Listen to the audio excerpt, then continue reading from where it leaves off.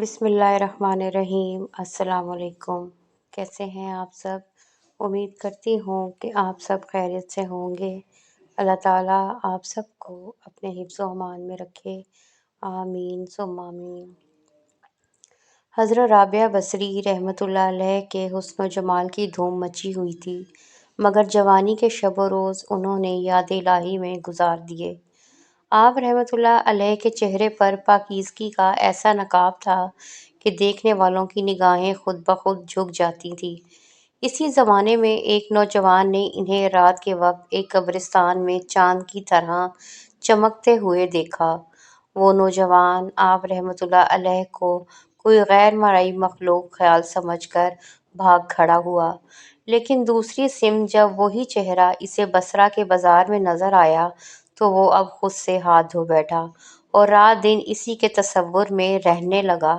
آخر کار دل کے ہاتھوں مجبور ہو گیا تو لوگوں سے پتہ پوچھتا ہوا حضرت رابعہ بصری رحمۃ اللہ علیہ کے گھر جا پہنچا۔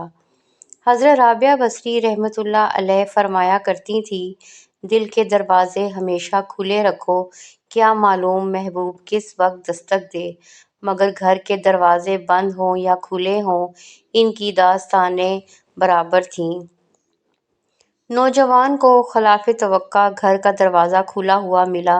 اس نے اپنے دل کی دھڑکنوں پر مشکل سے قابو پایا۔ رات کا وقت تھا، اندر چراغ روشن تھا۔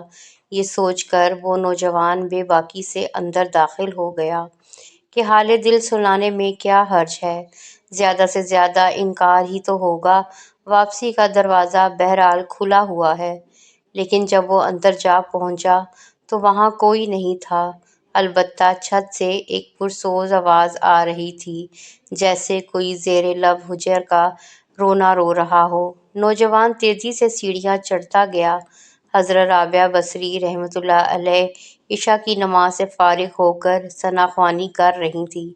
پروردگار، سارے ستارے روشن ہو گئے ہیں، لوگ سب سو گئے ہیں، بادشاہوں نے دروازے بند کر لیے، ہر محبوب اپنے محبوب سے ماہ راز و نیاز ہے اور میں تیرے سامنے کھڑی ہوں۔ نوجوان پر سکتہ طاری ہو گیا۔ اسی اثنا میں حضرت رابعہ بصری رحمۃ اللہ علیہ نے پلٹ کر اسے ایسی نظروں سے دیکھا کہ اس کی زبان گونگی ہو گئی۔ حضرت رابعہ بصری رحمۃ اللہ علیہ نے اس کے قریب آ کر پوچھا، کیا تم مجھ سے شادی کی درخواست کرنے آئے ہو؟ نوجوان نے کانپتے ہوئے ہاتھ سے اپنی زبان کی طرف اشارہ کیا کہ وہ بول نہیں سکتا۔ حضرت رابعہ بصری رحمۃ اللہ علیہ نے فرمایا، اس سے پہلے کہ زبان کی طرح تیرا دل بھی چپ ہو جائے، تو جس راستے سے آیا ہے اسی راستے سے لوٹ جا۔ نوجوان صرف آنکھوں سے التجا کر سکتا تھا، اے نیک خاتون، میری گویائی مجھے واپس دے دے، میں تیرے مرتبے سے واقف نہیں تھا، مجھ سے غلطی ہو گئی، مجھے معاف کر دے۔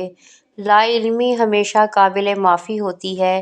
اس کے خاموش آنسوؤں کے جواب میں حضرت رابعہ بصری رحمۃ اللہ علیہ نے فرمایا، نوجوان، تو نے اگر مجھ سے کوئی زیادتی کی ہوتی تو میں تجھے یقیناً معاف کر دیتی۔ میں نے خود کو پہلے ہی اپنے اللہ تعالیٰ کے حوالے کر دیا تھا، اب یہ معاملہ تیرے اور اللہ کے درمیان ہے، معافی مانگتا ہے تو اس سے مانگ، تو صدقے دل سے توبہ کرنے کا ارادہ کرے تو شاید تیری توبہ کی خاطر تیری زبان کھل جائے۔ یہ فرما کر وہ نماز کے لیے کھڑی ہو گئیں۔ نوجوان بھی بے اختیار سجدے میں گر گیا۔ وہ رو رہا تھا، نامعلوم کب تک روتا رہا۔ جب اسے ہوش آیا تو زبان کھل چکی تھی اور توبہ توبہ کا ورد کر رہی تھی۔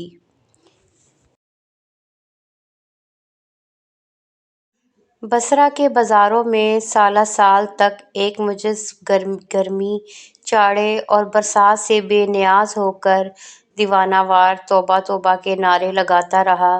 اس کے نعروں سے بصرہ کی راتیں گونج اٹھتی تھیں اور بچے سہم کے ماؤں کے سینوں میں دبک جاتے تھے۔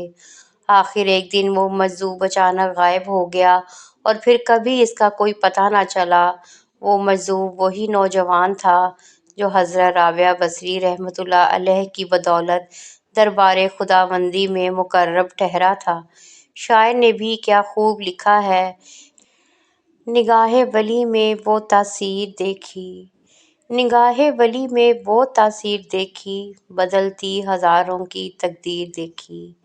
تو میرے پیارے بہن بھائیوں، اس کے ساتھ ہی اجازت دیجیے، اس امید کے ساتھ کہ اگلی بار ایک اور ویڈیو لے کر آپ کی خدمت میں حاضر ہوں گے۔ اگر آپ کو یہ واقعہ پسند آیا ہو تو ہمارے چینل کو سبسکرائب ضرور کریں اور لائک اور شیئر بھی کریں۔ ملتے ہیں ایک اگلی کسی اور ویڈیو میں آپ کے ساتھ۔ اللہ حافظ۔